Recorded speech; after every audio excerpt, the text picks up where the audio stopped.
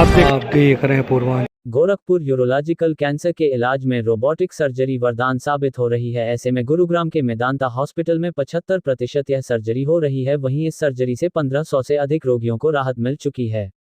Gorakhpur Medanta hospital Gurugram के यूरोओंको एवं robotic surgery के निदेशक डॉक्टर पुनीत अहलूवालिया ने बताया कि पिछले 10 वर्षों जो प्रेस वार्ता है वो मेनली लोगों को रोबोटिक सर्जरी क्या होती है उसके बारे में अवेयर करने के लिए है।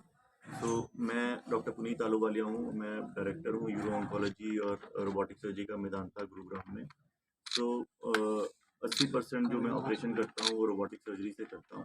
तो रोबोटिक सर्जरी एक advanced form of minimal invasive surgery है जिसमें कि हम छोटे छोटे 3-4 छेद से पूरी सर्जरी कर सकते हैं, जिसमें ब्लीडिंग बहुत कम होती है, पेशेंट की रिकवरी बहुत फास्ट होती है, पेशेंट 1 से 2 दिन में घर जा सकता है, अपने नॉर्मल रूटीन काम कर सकता है।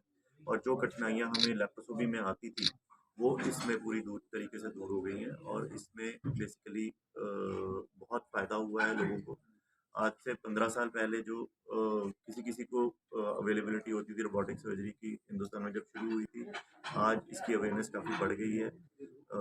200 से अधिक रोबोट अब हिंदुस्तान में हैं और काफ़ी लोग इसका फ़ायदा उठा रहे हैं। लोगों को साथ-साथ जो पेरिफेरी में डॉक्टर्स हैं या जो आम जनता है उनको भी इसके बारे में काफ़ी फ़ायदे का अनुभव हुआ है।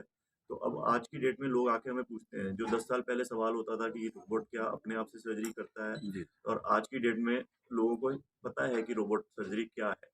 तो और ये सिर्फ टियर 3 सिटीज़ में ही नहीं, जो मेजर मेट्रो सिटीज़ है उसमें भी नहीं, ये बाकी छोटे शहरों में भी आ रही है। तो रोबोट आजकल अब मेरा गोरखपुर आने का सबसे ज़्यादा मेन मकसद ही ये था जब पुनीत जी ने बैठ के मुझे यहाँ पे कि अब यहाँ पे गोरखपुर में भी जैसे रोबोटिक सर्जरी आ रही है, तो इसका फ़ायदा क्या है ये लोगों को पता चलना चाहिए। इसमें क्या डिटेल्स इन्वॉल्व रहती हैं, क्या फ़ायदा होता है, तो वो सारी चीज़ों के बारे में बात करनी।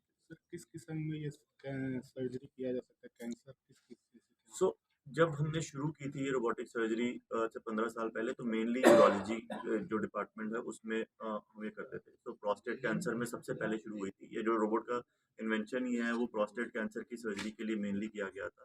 फिर धीरे-धीरे जो कॉम्प्लेक्स किडनी की सर्जरीज़ होती है, किडनी के ट्यूमर्स होते हैं, उसमें भी हमने इसको यूज़ किया, जो कि पूरी किडनी निकालनी पड़ती थी अगर मिनिमल इन्वेजिव तरीके से। तो अब कॉम्प्लेक्स जो पार्शियल डिफ्रेक्टमी है, मतलब कि सिर्फ ट्यूमर निकालना, कॉम्प्लेक्स ट्यूमर्स को निकालना और बाकी किडनी को बचाना, वो भी हम इससे करते हैं। ये पूरे तरीके से सर्जन के कंट्रोल में होता है। इसमें कोई ऐसा नहीं है कि उसमें कुछ फीड कर दिया जाता है या उसमें रोबोट अपने आप काम करता है। और अब आज की डेट में मल्टीपल स्पेशलिटीज़, मल्टीपल डिपार्टमेंट जिसको यूज़ करते हैं, जैसे कि गायनेकोलॉजिकल कैंसर्स में भी यूज़ होता है, जनरल सर्जरी में यूज़ होता है, गैस्ट्रो सर्जरी में यूज़ होता है, पीडियाट्रिक सर्जरी में यूज़ होता है और ट्रांसप्लांट्स में इसको यूज़ किया जाता है। तो इस चीज़ के लिए काफ़ी फ़ायदा हुआ है। यूरोलॉजी कैंसर क्या है? यूरोलॉजिकल कैंसर बेसिकली मेल्स और फीमेल्स में, पुरुष में और औरतों में जो यूरिन से रिलेटेड और सेक्सुअल ऑर्गन से रिलेटेड ऑर्गन्स होते हैं, जैसे कि किडनी हो गया, यूरिनरी ब्लैडर हो गया, मेल्स में प्रोस्टेट हो गया या मेल्स में टेस्टिकुलर मासेस हो गए, उसमें अगर पेट के अंदर गांठें बन जाती हैं वो जिसको हम लिम्फ नोड्स कहते हैं, तो इन या एड्रीनल्स हो गए जो किडनी के ऊपर एक ऑर्गन होता है, तो इन ऑर्गन्स को यूरोलॉजिकल ऑर्गन्स बोलते हैं और इनसे जो ट्यूमर अराइज होते हैं उसको यूरोलॉजिकल कैंसर कहते हैं।